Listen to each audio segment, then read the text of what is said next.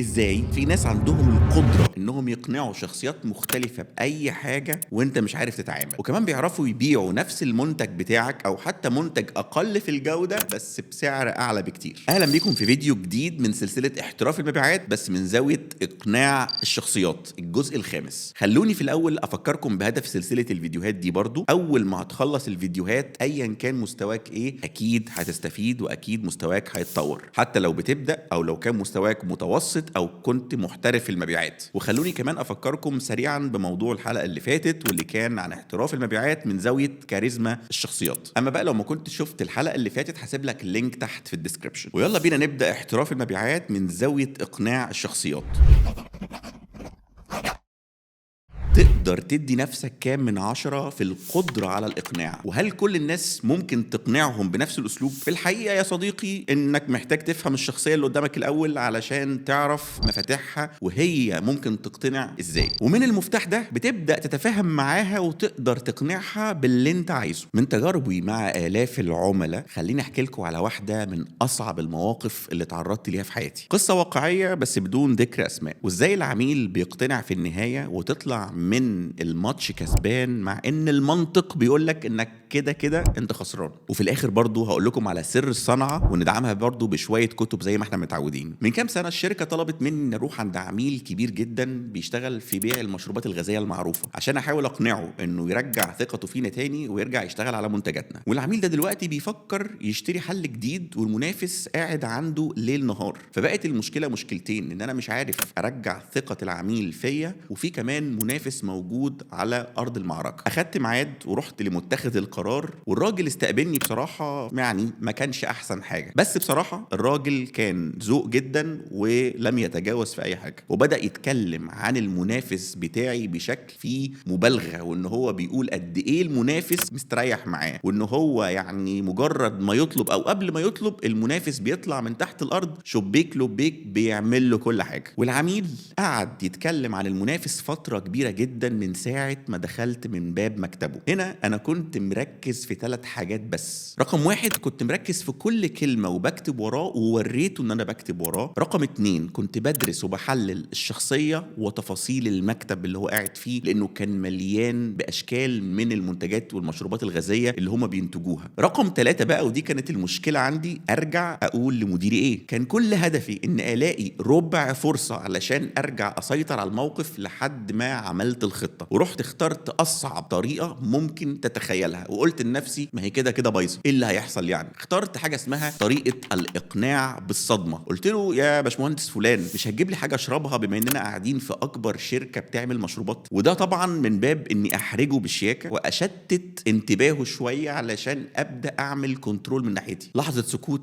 الراجل انتبه فعلا انه ما عزمش عليا بحاجه اشربها في مكتبه، ودخل فيا على طول سخن وراح قايل لي معلش اصلي بصراحه ما صدقت حد يجي لي من عندكم. تشرب ايه يا باشمهندس؟ رحت صدمه على طول وقلت له اسم المشروب الغازي بتاع اكبر شركه منافسه ليه. تخيل انت بقى كان رد فعله عامل ازاي. الراجل ده لو وصفت لكم شكله ساعتها هو عباره عن لحظه صمت ومشاعر مختلطه ما بين استغراب وذهول ومحاوله استيعاب. انا اصلا بقول له ايه؟ طبعا انا واقف في اكبر شركه بتعمل مشروبات غازيه وطالب جوه مكتبه المنافس بتاعه، حاجه طبعا غريبه جدا. وبعد كده قال لي باستنكار بس بعد ما سكت شويه، هو انت عارف انت في شركه ايه؟ ازاي تطلب تشرب المنتج بتاع المنافس بتاعي في مكتبي؟ وراح ساكت برضه لان لقى وشي مبتسم وانا ما بردش وما بتكلمش. راح قايل لي انا فهمت، وراح ضاحك وابتسم ابتسامه كده لطيفه وقال لي عندك حق، الرساله وصلت. في اللحظه دي انا اخدت منه الكنترول تماما وقلت له انا متفهم موقفك جدا، بس كويس كمان ان حضرتك تفهمت موقفي. ممكن نبدا بقى الاجتماع بشكل ايجابي ومختلف، واوعدك انا هعمل كل حاجه اقدر عليها علشان اغير الصوره اللي عند حضرتك من اتجاهنا. الغريب بقى في الموضوع ان الاجتماع اخد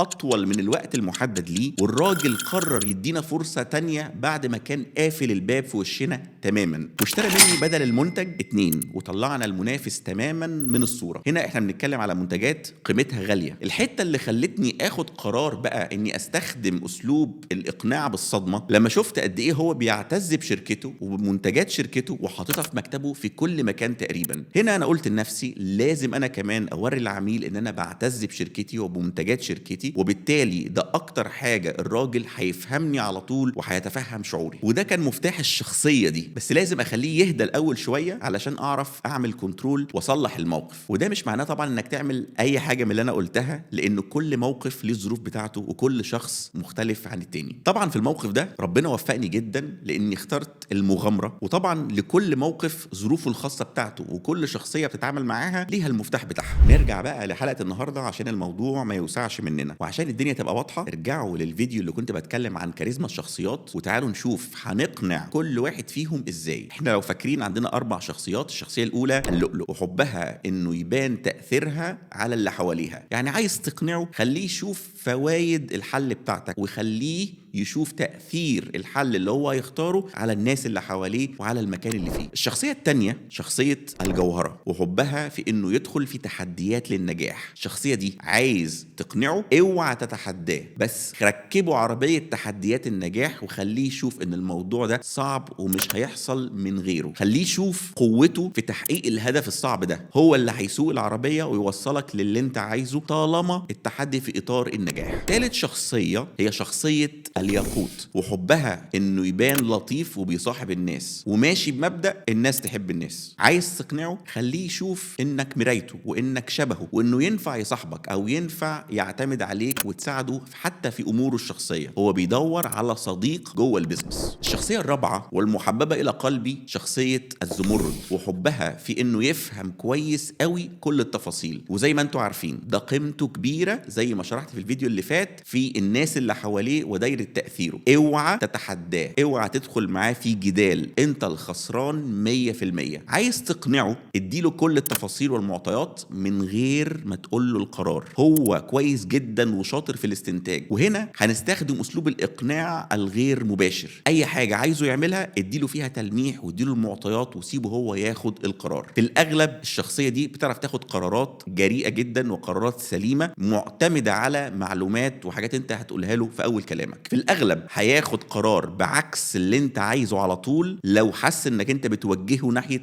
اختيار واحد. المشكله بقى اللي بيقع فيها امهر البياعين، وانا شخصيا وقعت فيها كذا مره، اني بحاول اقنع واحد واستخدم المفتاح الغلط. وضروري جدا وانت عايز تقنع حد انك تحسسه انك فاهم هو بيقول ايه ومتفهم جدا وجهه نظره، وامتى تستخدم الاسئله اللي ليها اجابات طويله وامتى تستخدم الاسئله اللي ليها اجابات قصيره زي ايوه ولا. في النهايه اوعى تفتكر انها شطاره، ده اجتهاد مدعوم بتوفيق من عند ربنا. نسيت احكي لكم لما رجعت من الاجتماع قلت لمديري ايه، ولو عايزين تعرفوا هرد عليكم في الكومنتات. ولو عايزين تتعمقوا اكتر في المبيعات تابعوني علشان هشرح باقي التفاصيل بس من زاويه جديده. وصلنا لفقره الكتاب، والنهارده جايب لكم 3 كتب جامدين جدا. Methods of Persuasion, Yes, 50 Secrets from Science of Persuasion, روبي سفير ايميرالد باينج جايد. ال3 كتب دول بيتكلموا ازاي تقنع الشخصيات المختلفة، ازاي يبقى عندك كاريزما في الاقناع، ما هي طرق الاقناع اصلا علشان تعرف تتعمق وتعرف تقنع اصعب الشخصيات اللي ممكن تواجهها في حياتك. في النهاية مستني تعليقاتكم، واي حاجة شايفينها مفيدة اكتبوها في التعليقات هرد عليها، ولو محتاجين اي حاجة مفصلة هعمل لكم فيديو عليها. شكرا ليكم واشوفكم في الفيديو اللي جاي.